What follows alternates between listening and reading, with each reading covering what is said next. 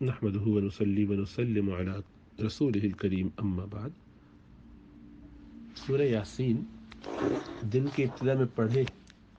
تو اس کی بڑی برکت ہے، اس کے معاملات اندر کے اللہ سنوار دیتے ہیں۔ کوئی نہ پڑھ سکے تو وہ بعد میں جس وقت بھی موقع ہو پڑھ لے۔ فجر کا وقت جب شروع ہو جائے،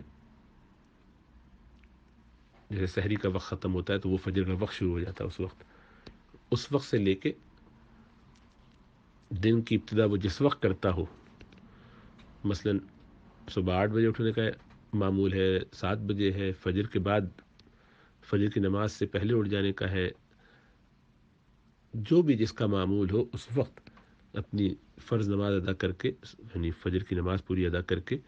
پھر اس کے بعد اگر کچھ معمولات ہیں، تسبیح وغیرہ مختصر جو فرض نماز کے بعد ہوتی ہیں وہ کر لے، اور اس کے بعد یاسین پڑھے،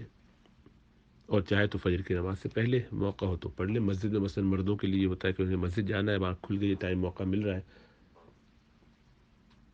5 منٹ ہیں،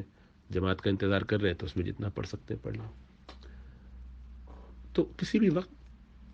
کوئی اس کے بعد نہیں پڑھ پایا اور سو گیا، پھر اس کے بعد اٹھتا ہے کام پہ جانے کے لیے، گھر کے کاموں کے لیے، تو اس وقت اشراق کی نیت کر کے 2 رکعت پڑھ لی، 4 رکعت پڑھ لی، جتنی اللہ نے توفیق دی، پھر اس کے بعد پڑھ لیا۔ تو یعنی اختیار کی چیز ہے، یہ کوئی ضروری نہیں ہے۔ تو یہ ویسے ہی ضروری نہیں ہے پڑھنا، تو کسی خاص وقت پڑھنا بھی ضروری نہیں ہے، لیکن جس کا معمول ہو اور اگر اس سے وہ چھوٹ جائے کسی نائٹ شفٹ کی وجہ سے، یا تھکاوٹ تھی نہیں اٹھ پائے، یا آنکھ نہیں کھلی، تو کوئی بھی وجہ ہو گئی، دن میں کسی بھی وقت اس کو پھر پڑھ لے، اس کا ناغہ نہ کرے، لیکن اس کو معمول نہ بنائے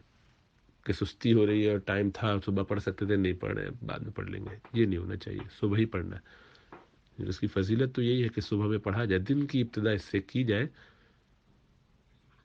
تو پھر دن بھر برکت رہتی ہے، اور جو مسائل ہیں دن بھر کے جتنے امور ہیں وہ سب اللہ سبحانہ وتعالیٰ عافیت کے ساتھ پورے کروا دیتے ہیں۔ اللہ توفیق سے نوازے۔